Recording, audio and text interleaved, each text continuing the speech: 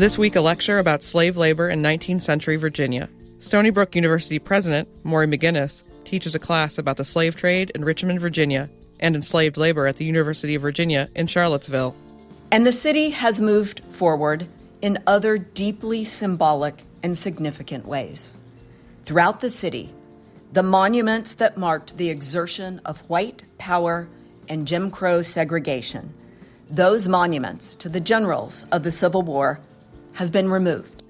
Professor McInnis also discusses what the University of Virginia campus looked like in the 1800s, shortly after it was built, and how enslaved labor was so essential to keeping the school running.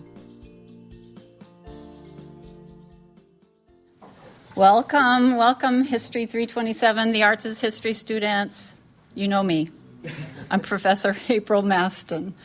We are very fortunate today to have a guest lecturer, President of Stony Brook University, Maurie McInnis. I'd like to tell you a little bit about her. The title of her, Dr. McInnis' lecture, as you can see, is The Shadow of Slavery in Public Life. This topic is relevant not only to our inquiry into how the arts can be researched as a window onto the past, but also how they affect the present, or in the words of James Baldwin, how history does not merely refer to the past. History is literally present in all we do.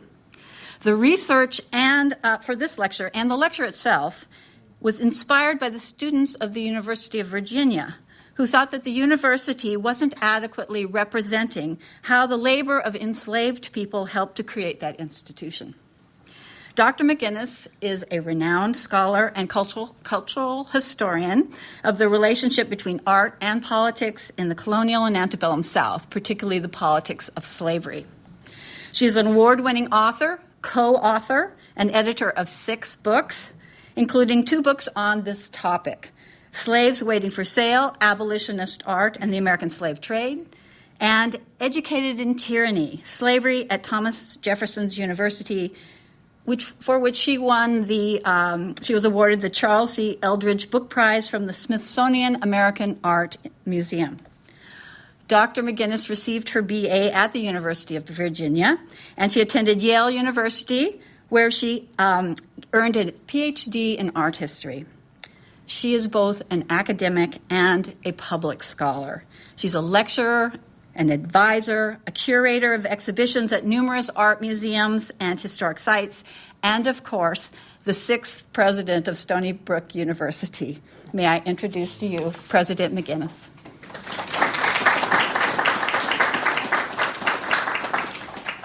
Well, good morning, and thank you so much, Professor Maston, for letting me have the opportunity to come and speak with your class today. I'm really thrilled to be here. I know that this semester you have been focused on what works of art, architecture, and objects can reveal about the past, how it is that art can be an important historical document that often reveals information not found in written documents. Often these images and places allow us to connect to the past on an emotional level, on a human level. In addition, this can be frequently a way to engage a much broader audience in talking about historical issues that still have great resonance today. As scholars and historians, we find ourselves at a moment when our voices, when our interventions are more needed than ever. Looking at my own area of scholarship, many of the contemporary topics in the headlines today, sexual violence, racialized police brutality, mass incarceration, racial injustice, political polarization, all have deep historical roots. Conversations about a pathway forward often require that we first grapple with the past in order to understand its lingering legacies into the present. My years in the classroom have helped me understand the ways that my research on the 19th century American South has a deep resonance with issues of the present. And over the years, I have worked with historic sites and museums on projects that were tied to local conversations about racial division and injustice, memory and symbolization, and ultimately how to chart a path towards a more inclusive future. I would also add, in my experience, that such engagement has been among the most rewarding of my career. While writing books is a largely solitary pursuit, the exhibitions and digital projects I've been involved with have been enriched by the many ideas and the many different voices at the table. In working closely with community members, in working with those not connected with higher education, I have come to understand what is of greatest importance to them and how our work can have a real impact on issues that matter to them. And all of my scholarship is richer for their input. So today I want to share with you two projects that were intended to engage the public broadly by using local places and local issues that were simultaneously connected to national conversations. I have found that for many people, the national and the abstract can be made more concrete, emotional, and tangible by connecting it to real spaces in one's local setting. To be more specific, much of the United States has a history that is deeply entangled with the history of enslavement, including right here on Long Island and throughout the North. And yet in most towns and cities, the physical remnants of that history have been removed, effaced, obliterated. Yet the shadows persist. These histories are alive in the memories of descendants. They often leave scars on the landscape and echoes that reverberate today. The works of bringing these histories forward, the work of making visible that which has been obscured, is often a vital step in the process of remembering, reconciling, and moving forward towards a more inclusive future. So the first project began in a rather standard scholarly way with a book published in 2011 by the University of Chicago Press. It was inspired by a series of paintings and images made by a British artist named Eyre Crowe after his visit to America in the 1850s. The three images were all set in Richmond, Virginia, one of the largest centers of human trafficking in the 1850s. What is particularly remarkable about these images is that these are some of the very few images made by an artist who had himself witnessed a slave auction. As a scholar interested in the lived experience, I wanted to know what these images could tell us about the American slave trade that went beyond what the documents could also reveal about that history. You are probably most familiar with the international slave trade. That is the trade that forcibly captured about 11 million Africans and sold them into slavery in the New World, about 500,000 of whom ended up in what eventually became the United States. But the American slave trade is what happened after the U.S. ended its participation in the international slave trade in 1808. After that, a robust trade emerged that sold people from the states of the Upper South, especially Maryland and Virginia, to the states of the Lower South, think Louisiana, Mississippi, Alabama, in response to the rising demand for labor as the lands of the American Southwest opened up to cotton cultivation. In this trade, nearly 2/3 of 1 million people were sold away from their families, relocated hundreds of miles away, never to see their family members again. It is the story of how the American South was settled. Places and objects have a way of connecting us viscerally and emotionally with the past. And so I thought that these images would prove an important window into that history. And I thought that with enough research, I might be able to figure out exactly where the painter visited, what he had seen. And I was hoping I could use those spaces to educate Virginians about the horrors that had occurred there. I especially hoped that I might be able to trace something of the lives of the people he represented. To understand the images, I wanted to understand what the painter had seen.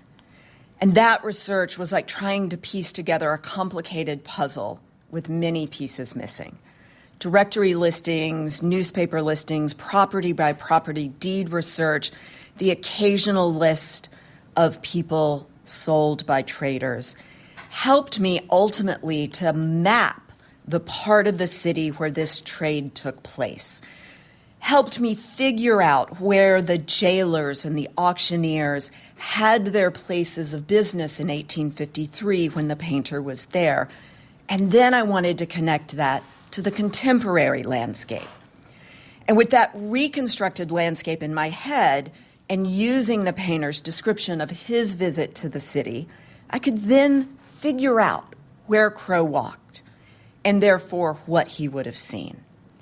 And through that cultural mapping, compare Richmond's experience with other cities. Looking for the lingering shadows of slavery in today's Richmond proved much more elusive, as the landscape had been forever altered by the addition first of the railroad and second of the interstate. As was so often the case when interstates were added in the 1950s, little heed was given to the land that either belonged to or held the history of African Americans.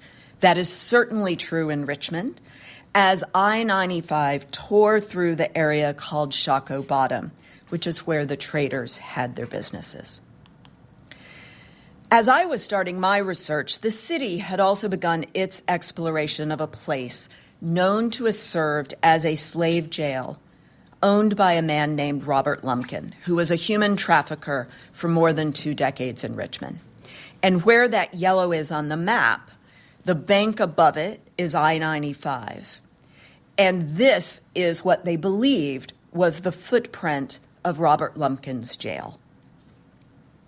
So they began to dig, hoping to find something of this area that we actually had period evidence for. So archaeologist Matt Laird and his team dug down through 15 feet of infill, running into the remnants of the creek that used to flow there, and you can see the constant flooding they had to contend with. What they found were the footings of the original buildings, this unbelievable courtyard that was around the buildings, and where the enslaved that were held in this jail for days or weeks or months before they were sold awaited their fate. It allowed us ultimately to three-dimensionally reconstruct what the Lumpkin property must have been like.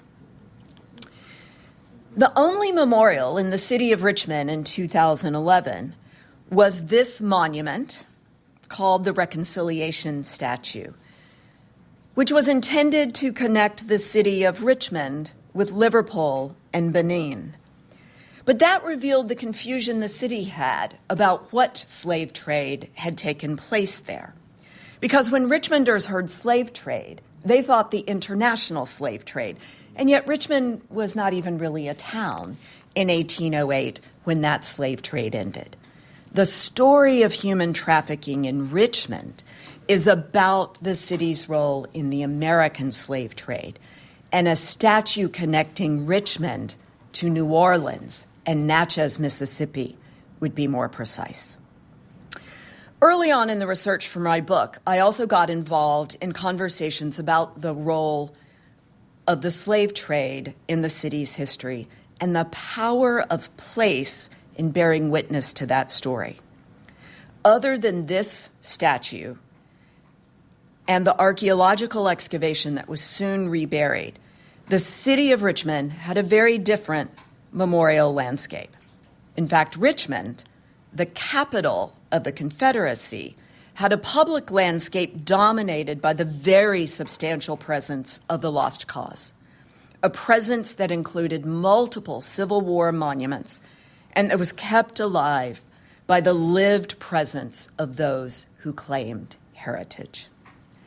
It quickly became evident to me that I had an opportunity, and I would say even an obligation, to find a way for this story to become accessible and known to Richmonders. I was under no illusion that they would read my book.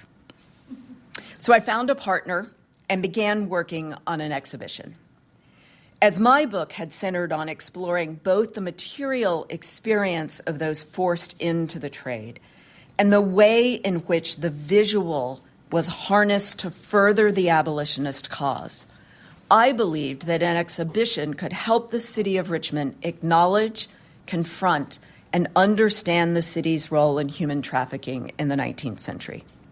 My partner was the Library of Virginia, the state archives, and a place willing to take on an exhibition that was expected to be quite controversial, given the reluctance of those in power to talk honestly about the city's slave trading past.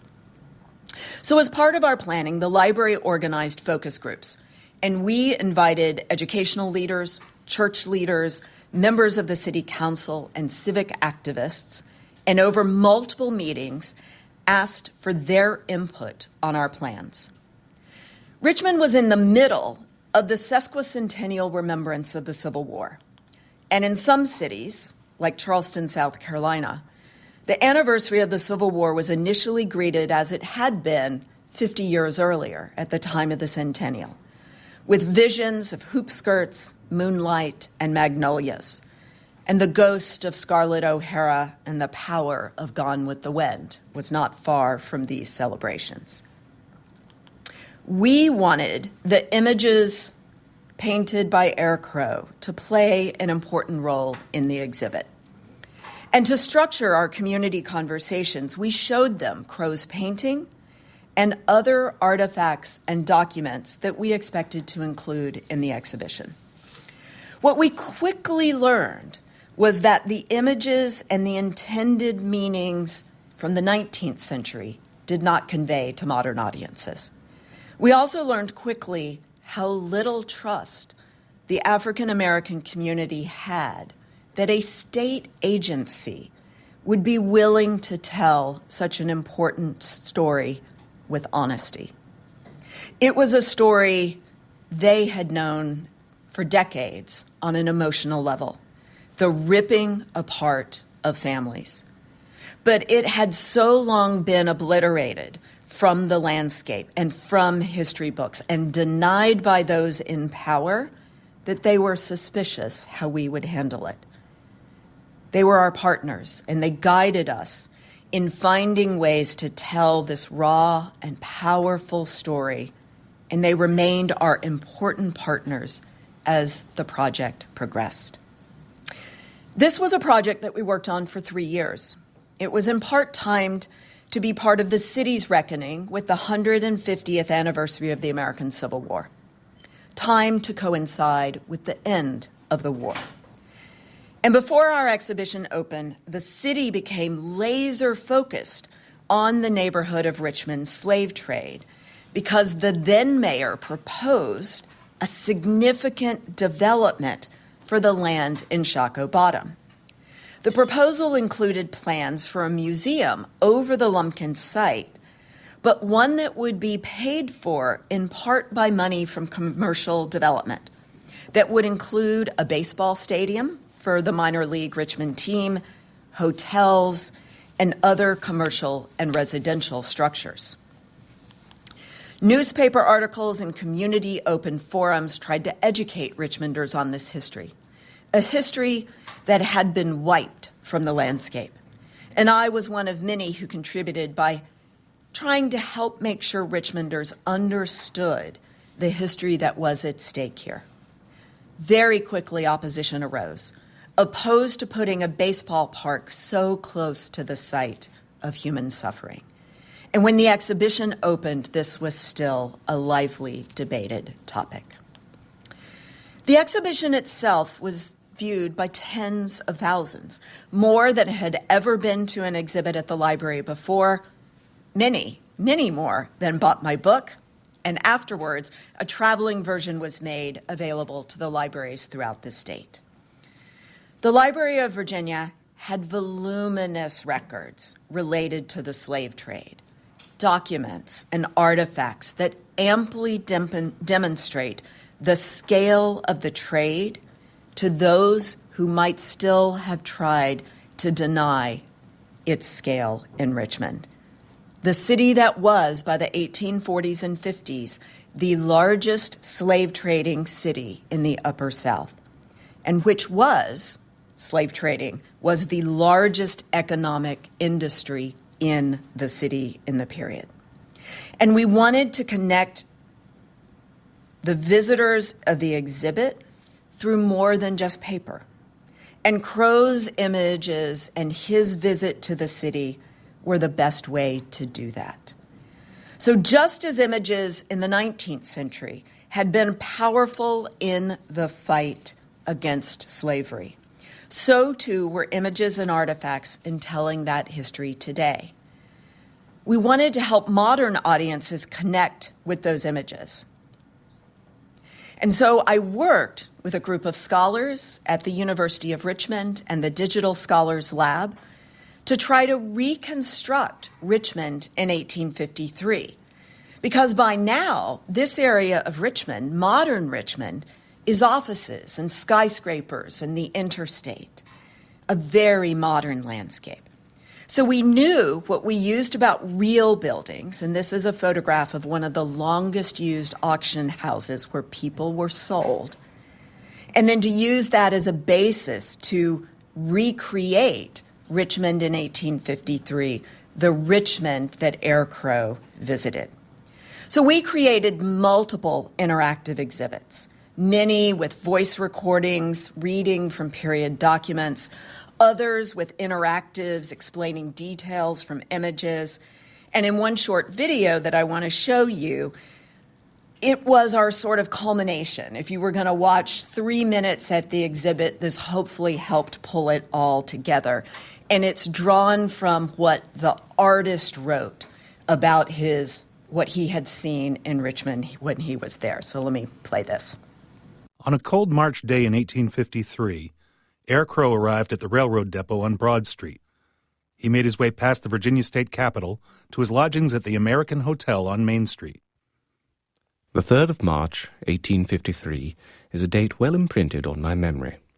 I was sitting at an early breakfast by myself, reading the ably conducted local newspaper.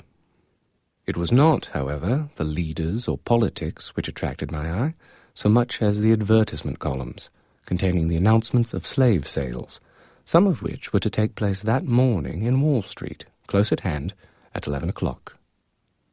Arming myself with a pencil and a slip or two of paper, and putting these carefully into my pocket, I sallied forth into the High Street and walked some hundreds of yards down its steep declivity. I turned up one of the narrowest alleys of the many abutting upon the High Street. The sales take place here within doors, upon the ground floor of the houses, 4 in number. Outside the doors are hung small garish flags of blood red, upon which are pinned small manuscript descriptions of the Negroes to be successively disposed of. Once on Wall Street, Crow went into the room of the first auction taking place, probably in the room of Pulliam and Davis. The auction was already underway when he arrived. On the platform, the dealer pointed to a young negress of some 15 or 16 years of age, standing at his side. Holding her petticoat on the ground, immediately beneath, stood a black help or assistant, who looked round at the bidders as the sum kept swelling from $600, $700 to $800. I saw, one after the other, the inmates of this first auction room purchased at various prices. Crow then moved with the crowd to the second auction room, and then to the third room, either that of R.H. Dickinson and Brothers, or N.B. and C.B. Hill, on the corner of Franklin and Wall Streets, where he sketched the scene of a group of people seated on benches before the start of the sale. I do not hesitate to pronounce the spectacle which here presented itself to be one of the most touching which could well be revealed to the sight. I found in it a perfect composition. In a hardly justifiable fit of enthusiasm, when time and place are considered, I took out pencil and paper. His sketching aroused significant scrutiny, and he was eventually chased out of the auction room, as they were all convinced he was an abolitionist. Crow quickly wandered back down Wall Street and blended into the crowd on Main Street. What he missed seeing were the multiple jail complexes near the auction rooms, where people were held before sale. The most notorious of these, Lumpkin's Jail, was about a block north on Wall Street. As Crow continued to explore the city, he once again encountered the slave trade, perhaps unexpectedly, at the railroad terminal on 8th Street. Here, people who had recently been purchased on Wall Street were being forced into railroad cars and wagons for a long journey further southward. We saw the usual exodus of Negro slaves marched under the escort of their new owners across the town to the railway station, where they took places and went south. In the years since the exhibition was up in 2015, the mayor's proposal for the baseball stadium was defeated. Conversations have continued. Since then, the city and the now mayor, a different mayor, have recently proposed a new development plan for the area, one that has listened to the community. This proposal centers around the memorialization of important African American historical sites, a museum, and cultural revitalization of this part of the city that is more inclusive. It is not clear whether this proposal will ultimately move forward, but it is clear that the conversations are more respectful of the history that took place in this part of Richmond. And the city has moved forward in other deeply symbolic and significant ways. Throughout the city, the monuments that marked the exertion of white power and Jim Crow segregation, those monuments to the generals of the Civil War, have been removed, including the first and largest, that to Robert E. Lee, that since the murder of George Floyd had become a site of protest and the rewriting of public memory in that city. The second project was focused on the University of Virginia. I was on the faculty at UVA for nearly 20 years, and there I taught courses in art history and American studies. And with time, my scholarship and my teaching merged, as I focused my work on the history of the university itself. I had attended UVA as an undergraduate, and when I was a student there in the 1980s, I was completely unaware of the institution's history of slavery. It was simply not discussed, not mentioned, not memorialized, not to be seen.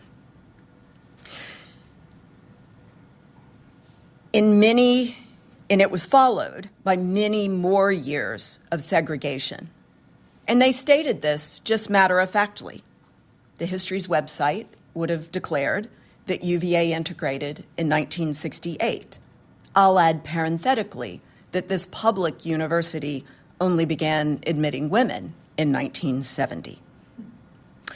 I learned from my African American students how acutely they felt the weight of that history, how they found the constant references to Jefferson oppressive, how they did not feel welcome and included in the university's historic spaces, spaces that had been built and maintained by enslaved labor and later segregated for that additional 100 years, how they were often treated as unwanted by some of the school's white students. It was clear to me that even though the official public history of the university never mentioned slavery, and even though there was not a single public acknowledgement on the university's landscape, the presence of slavery cast a long shadow over the present state of university life. Working with two other faculty members, one from history and the other from computer science, we set out to lead a change in the institution's public memory by working to uncover and reveal the multifaceted contributions that African Americans had made to the institution, and to highlight the long shadows that slavery still cast on the university's landscape. We believed that such work was a necessary step in contemporary conversations about race relations at UVA. First, a little background about the University of Virginia. It was founded by Thomas Jefferson. He referred to it as the hobby of his old age. He selected the first faculty, decided which books were needed in the library, designated the liberal arts curriculum, and designed all of the buildings. Importantly, he did not construct the university, as it is often said.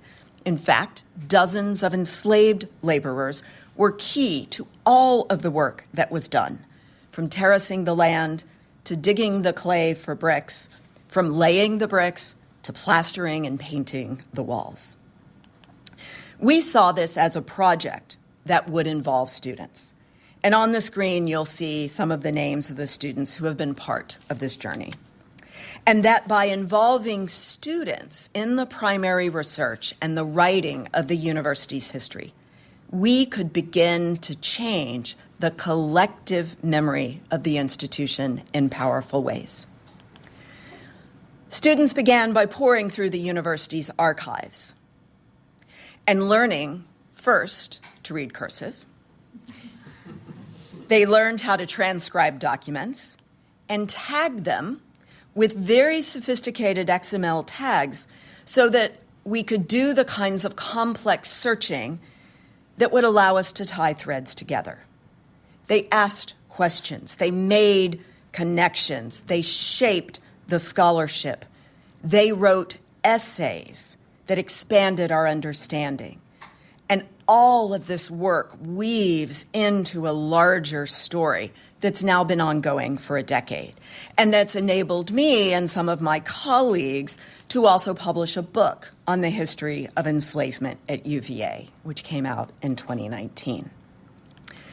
Not long after we had begun our work in 2012, a year later, the president of the university, Teresa Sullivan, established the President's Commission on Slavery in the University, in part a response to the discovery of 67 grave shafts that are now understood to be part of the burial location for enslaved people during the university's early decades.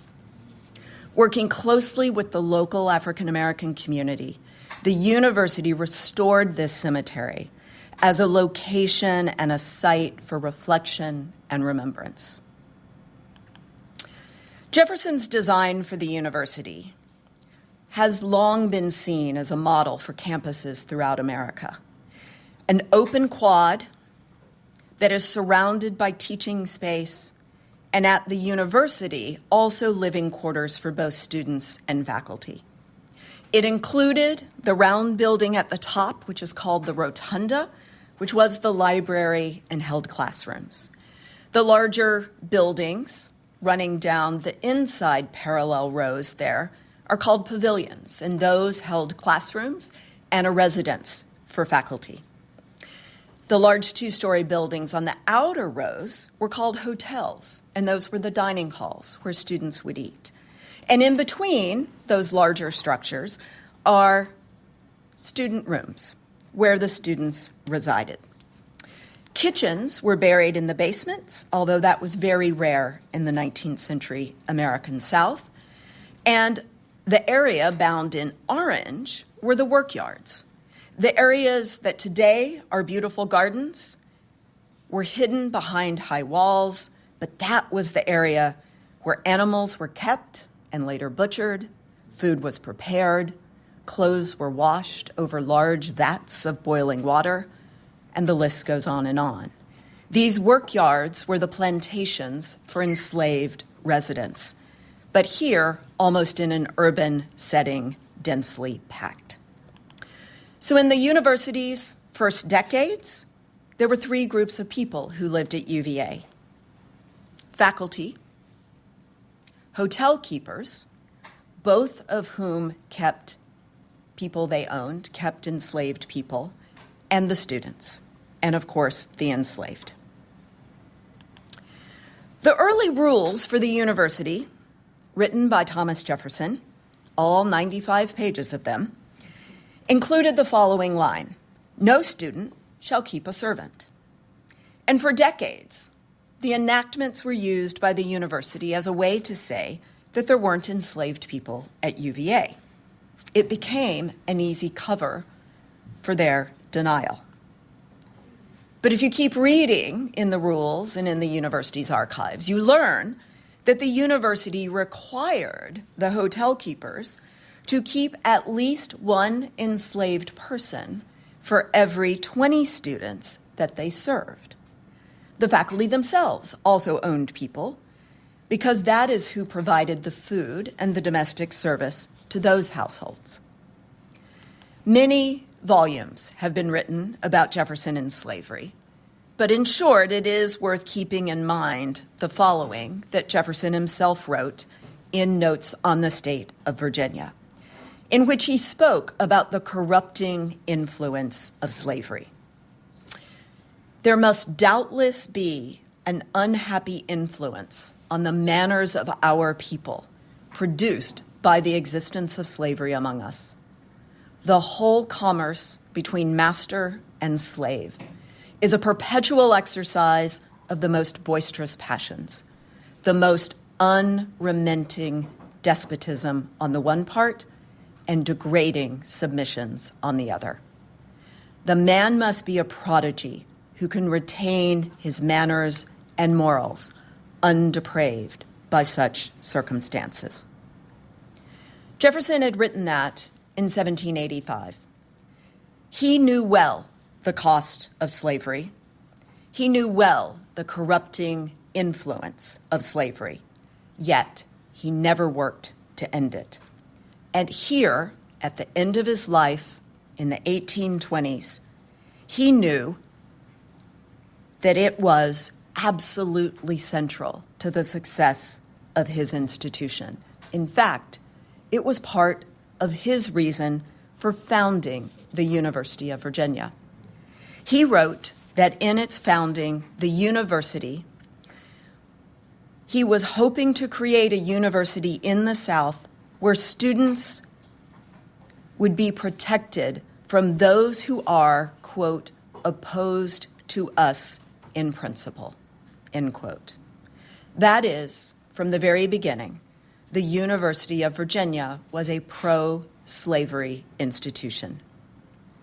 Instead of students bringing their own enslaved people, the university required that the hotel keepers keep enslaved people. Jefferson was aware of the complex power structures that would exist at a university.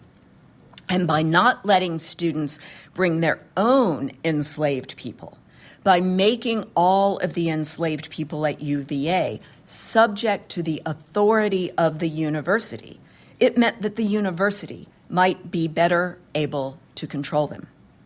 The end result was instead, though, that students behaved as if all of the enslaved were their personal property, and violence was a constant threat for those enslaved at UVA. Jefferson had worked to hide slavery in his designs for the university, pushing the work into basement kitchens that were ill-suited to the task and hidden behind high walls that masked their labor. But with time, the faculty and the hotel keepers added additional buildings. They built kitchens in the workyards. They added buildings for dairies, for chicken coops, for woodsheds, and places where the enslaved could live. Because at any one time, there were 100 to 200 enslaved people residing at the university. Some in purpose-built buildings, there are very few surviving, this is one of them, greatly altered from when it was constructed. Most have been removed. Today, that history has been erased.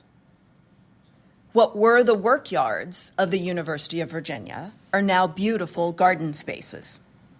They are the spaces that students love to go to for garden parties, for weddings, for studying, for contemplation. But these were work yards. They were spaces of hard, messy labor, the sites of work, where things such as butchering hogs for smoking, preparing food, washing linens, chopping wood, it was what was necessary for the several hundred faculty and students who lived there to be able to live there. And the faculty were very involved in the daily life of students. And on the screen, you'll see from the faculty minutes the bill of fare that the faculty said hotel keepers must provide at a minimum. And everything that you're reading there that was expected to be served to students had to be raised, prepared, and butchered on the grounds, because UVA at this time is really in the middle of nowhere. It is essentially surrounded by a plantation landscape. So while this history is largely obliterated by turning the gardens into spaces of leisure and the removal of most of the buildings, there actually is so much evidence that survives, casting a shadow over the landscape, even though for decades we walked right by it without asking questions. So here is the basement of one of those hotels, Hotel A, where enslaved people would have lived, where meals would have been prepared. And of course, in the basement, there are large cook kitchens surviving, not only in the hotels, but in the pavilions, in all of the early buildings. The faculty were also deeply involved in designating the duty of the enslaved, regularly specifying what they expected to be accomplished for the students. And as I said, the faculty themselves owned people who were expected to provide for their individual households. As I had learned in my work in Richmond, it was really important to try to help modern audiences imagine the landscape of the past, because the current gardens are really powerful images. So we have worked to create this landscape, building by building. This work involves extensive research, photography, archaeology, comparison with similar buildings, in order to allow for reconstructions such as these. Our goal, building by building, is to reconstruct the entire academical village, as Jefferson called it, and maybe one day we can even repopulate the gardens with the cows, pigs, and chickens that wandered among them. And we've learned that we can use the power of technology to help connect people with the landscapes of the past by connecting them with the landscape of the present that they know so well.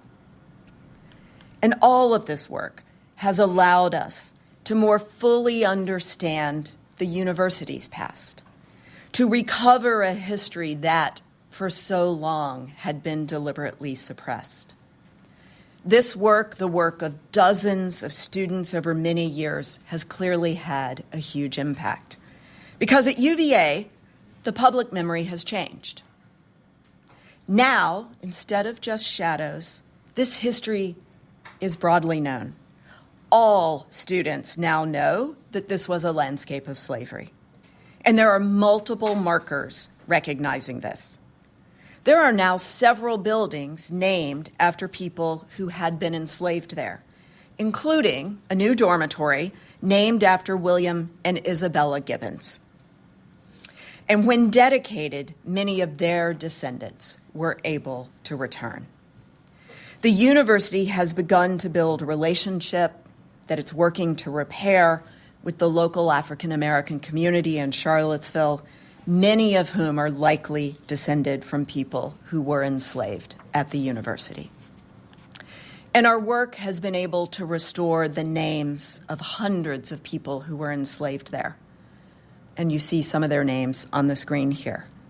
And that has been able to be a really important part of the transformation of UVA's landscape. And that is the addition of the memorial to enslaved laborers. where their names are etched in a monumental stone wall. And here you see it after a rain, where the water picks out the names. And those blank gashes are for the peoples whose names we don't yet and may never know. This is such a significant transformation to the university's landscape, in part because of its really important placement. This massive circle, the same circumference as Jefferson's Rotunda, placed very near Jefferson's Rotunda. And you see here an aerial shot, and you can see the lit up memorial at the bottom and Jefferson's Rotunda above it. And this, a major walkway for anybody visiting the university.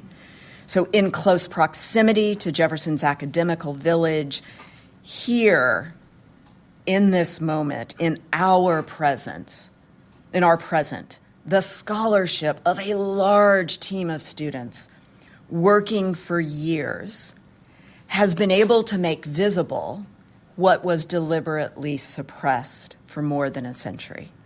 It has helped the university's present acknowledge and memorialize its past as an important step in that university being able to have conversations about its more inclusive future.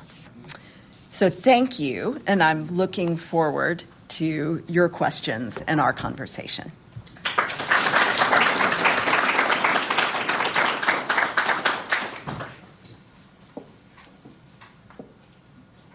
Who's going to be brave and be the first to go? Yes. Stand by. Just hold up for a second. We have a mic for you. Do you mind coming up here to this mic? Come on up.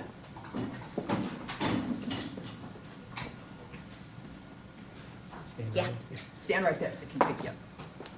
So first of all, thank you for being here. So I know in the presentation you did speak about the impacts of George Floyd's death in Virginia and how that has changed the landscape here. But I did want to ask you, in the last couple of years, we have seen pushback on any kind of talks of diversity. We've seen any talks of education being accused of and called critical race theory.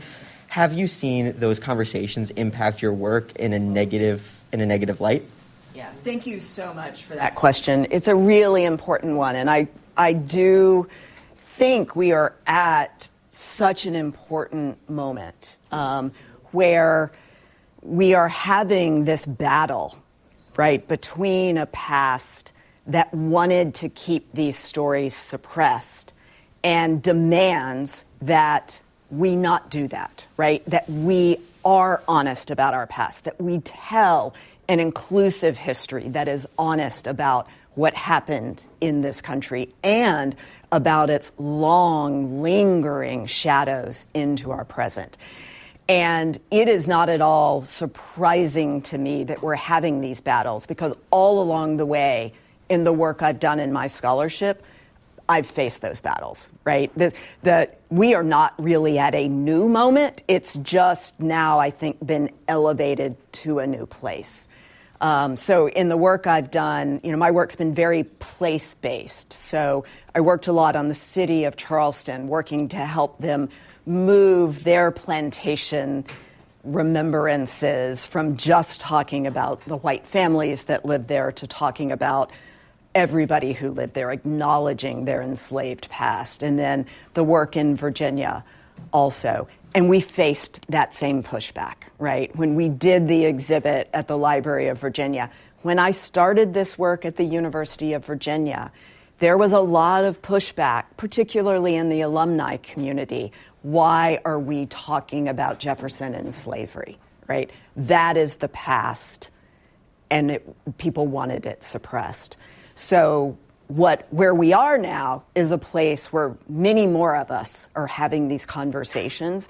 And as painful as the pushback is, we're having the conversations. And I think we just have to keep doing this work and having these conversations. And I don't expect it's going to be resolved quickly.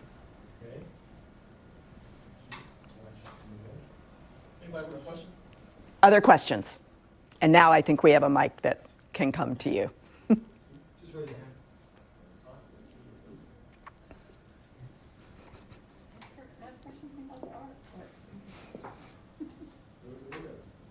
Yes. I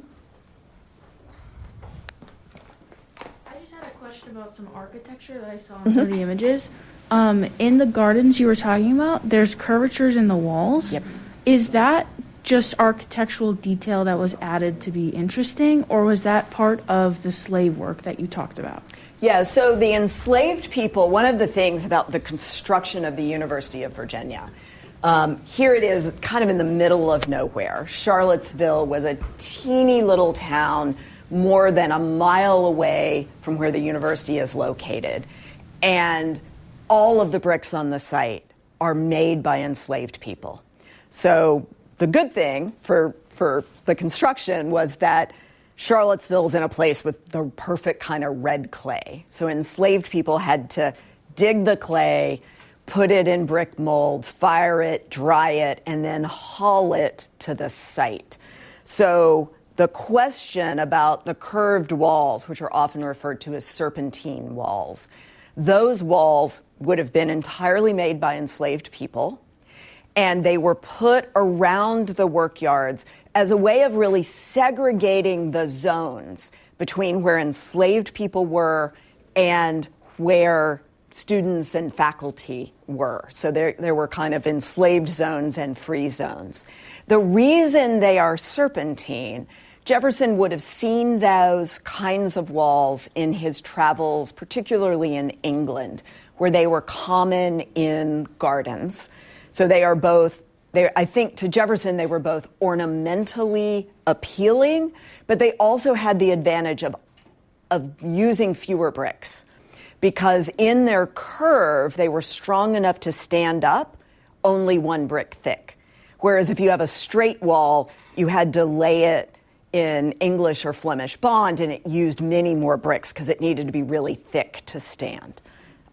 So the walls that are there today are mostly reconstructed, and they're reconstructed lower than they originally were. The original walls were about 8 feet high. You could not see into or out of those workyards.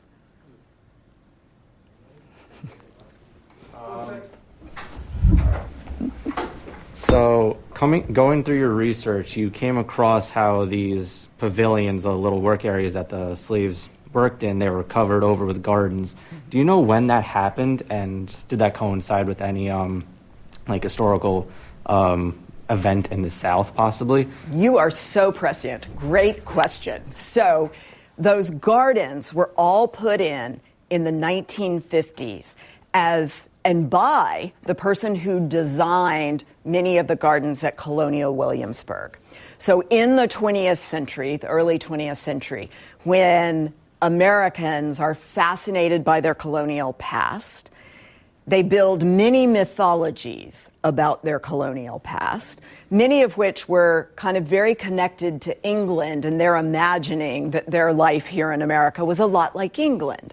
And so in Colonial Williamsburg, they imagined that people had stunning, elaborate gardens, and there were some in Williamsburg. And so they imagined the same thing for UVA as well, that what would have been behind these pavilions would have been leisure gardens.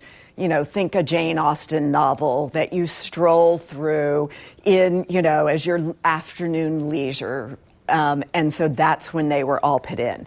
What's interesting about them now is they are now historically important, because they are a really important document about colonial revival taste, right? And about a really important colonial revival garden designer.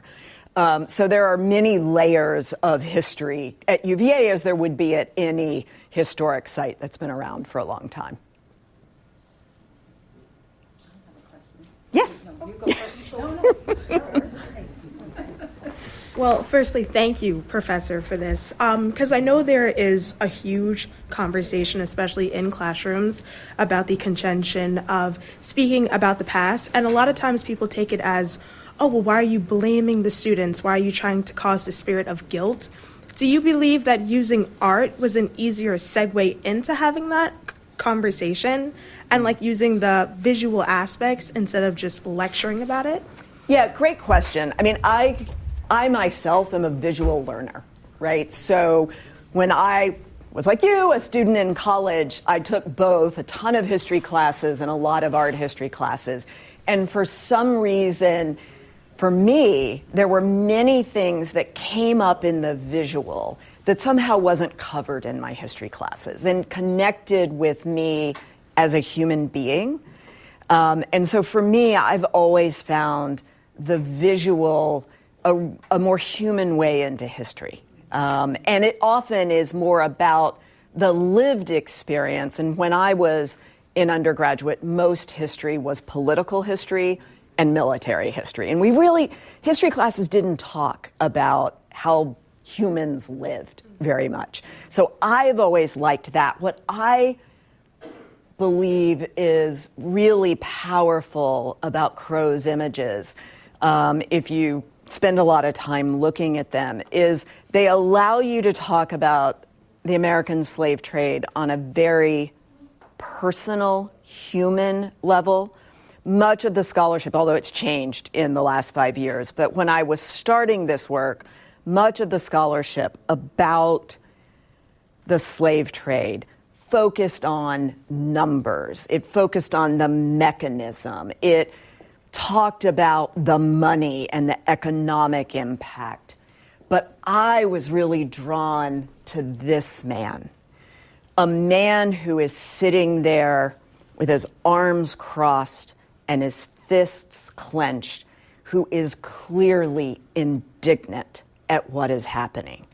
I was really taken by the connection of these mothers with their young children. And I think, and the moment he chose for this painting. Most abolitionist imagery focused on the auction itself and the kind of theater of that moment, prices rising, the hammers, going sold, like that drama of the sale. But he represented them sitting there thinking about the fate that was before them.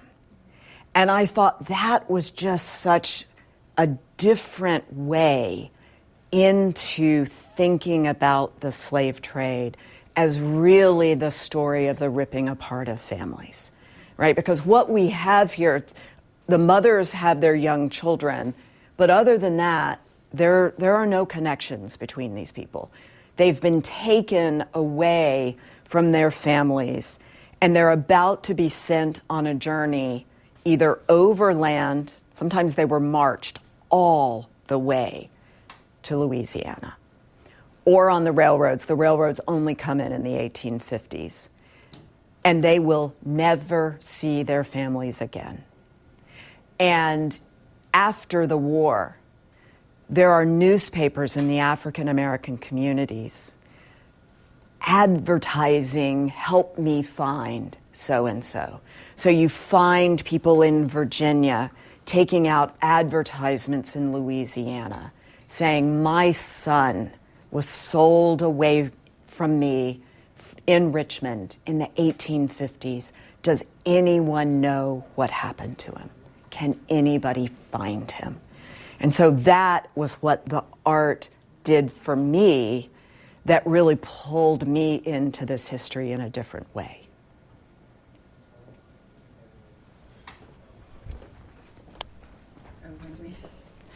So we've been looking at how the form of artwork also is significant, and we'd call this a genre painting, wouldn't we? We would call this a genre painting, and so we're also thinking of Eric Crow's not even from the United States, and yet he's creating a genre painting of this place, and then so we would ask ourselves, who was that for? Right. Yeah. Yep. So the size and everything would be Yep, significant. great question. So this painting, Aircrow creates and exhibits for the British Royal Academy exhibit in 1861. Now, he's being very politically clever in doing that because the war had just erupted in America. The British newspapers are talking about it constantly because Great Britain makes so much money from American cotton, right? The UK is economically dependent on slavery in the American South, right? Because all that cotton ends up in the mills in the UK. So everybody's talking about the war. And so he goes back to what were his sketches that he had made in the 1850s, some of which he had already published in the Illustrated London News, which was a illustrated newspaper. And he had gotten a lot of attention for those. But he knew if he did this for the Royal Academy, he would get attention. And in fact, it was one of the most frequently commented on works. There was one other imagery of American slavery in that same exhibit. It's a painting called Hunted Slaves, and it shows slaves running away. But that person had never been to America, had never met an enslaved person, and it was called a bit of studio romance. And they talked about the verisimilitude of this work. They knew Crow had been there because they had read his writings in the Illustrated London News. He very interestingly, you can't see it, but if you look at the painting really closely, he signs it by painting as if he's moved the sand on the floor with his finger to write his name, right? So it becomes this like physical statement, I was here, in a very different way. So that was his audience. And he played a bit, because there were a number of things he did and articles he wrote in the Illustrated London News as part of his activity as a light-scale abolitionist. Like, he's not a major activist, but he did play a role in that movement.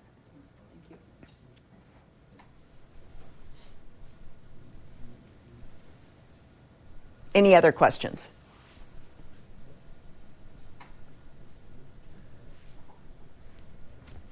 Right here. I'm not really too sure if this is like your research, because you kind of, it's the 1850s and the 1800s. But you mentioned before that the paving over the gardens, that was happening in the 1950s. Does the legacy of the civil rights movement have to do with anything with this, or is that nothing you cover? I'm just curious. It's really interesting. Virginia, when we think about, have you all heard about the Unite the Right rally that happened in Charlottesville in 2017, right? It is not surprising that Richard Spencer chose Charlottesville for that. Charlottesville, relatively small town, right? It's a town of about 55,000 people, right? So this is not a big city.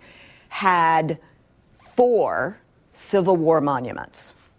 1 to Robert E. Lee, 1 to Stonewall Jackson, and 2 what are often referred to as standing soldiers, the kind of anonymous Civil War soldiers. Richard Spencer had a connection with UVA, so that was part of it. But Charlottesville was a city that in the 1950s decided to close its city schools rather than integrate. It's a movement referred to as massive resistance. This happened not throughout the state of Virginia, but in multiple cities throughout Virginia. So the local residents were so opposed to integration after the ruling Brown v. Board of Education, they closed their schools, right? It had a deeply racist history. And so when the city voted to remove the statue of Robert E. Lee, but they didn't do it quickly enough, right? It became a great site for them to have this protest. UVA, somehow or another, manages not to integrate its undergraduate population until 1968, well after the Civil Rights Movement, and I will point out, well after the University of Alabama, the University of Mississippi, right? You can go on and on with other schools that integrated earlier. So its connection to civil rights is in a group of very powerful white Southerners whose vision of UVA in the past looks a lot like what they reconstructed with these gardens and this beautiful erased history of slavery. So it matched their mythology. Thank you. Yeah. One more question. That was neat. My question is a bit similar, though. Yeah. But I was going to say that I noticed that you talked a lot in your research about the work you had to do going through like records to kind of uncover a lot of that lost history due to like infrastructure changes and everything like that. And my initial question was going to be, did you find that a lot of that like covering up of that past legacy was purposeful or accidental? But it seems like you were kind of leaning towards that a lot if it was purposeful or like intentional. One, I guess I'm asking that, and two, if it was purposeful, do you think that you would have had an easier or more difficult time with your research had that kind of been from just a lack of care and not like a conscious effort to cover things up? Yeah, it's a great question, and I would say it's a mix, right? It's, a lot of the buildings in the gardens were ultimately taken down because they fell down, right? They were in disrepair or they didn't have a use anymore. Some of them were taken down as part of the garden. So some of it was purposeful and some of it just happened over time. The good news is the university had completely kept all their records, right? So that it was not that purposeful, right? And the needles are all in those haystacks to find. And it's been the extraordinary work of people like you, of students who for 10 years have been reading through what are hundreds of linear feet of 19th century documents, right? So it's official university records, it's letters and diaries of students and of faculty and of people who visited, and they just keep finding more and more stuff that allows us to tell the lives and the histories of more and more people and connect more of the dots of what it was like at UVA in the first 50 years.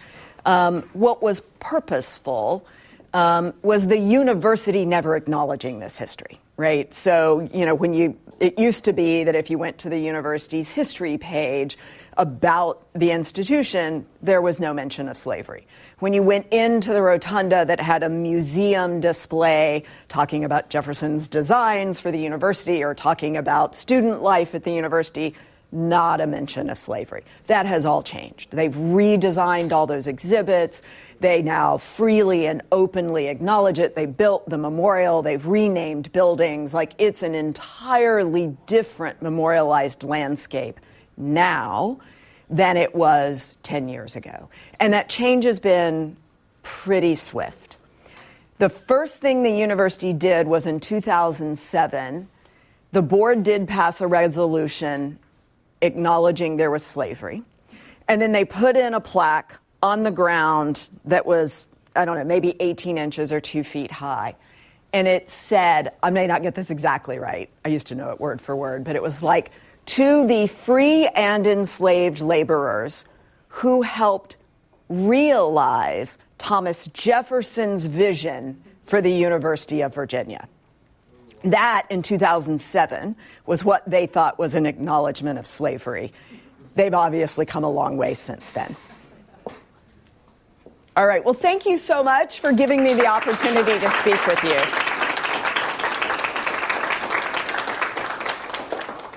Really great to meet you all, and I really appreciate your very thoughtful questions. Thanks for listening to C-SPAN's Lectures in History podcast. Interested in more history? Check out the second season of C-SPAN's Presidential Recordings podcast. Go behind the scenes with privately recorded phone calls between President Richard Nixon and members of Congress, members of his administration, and even members of his own family. Find it wherever you listen to podcasts.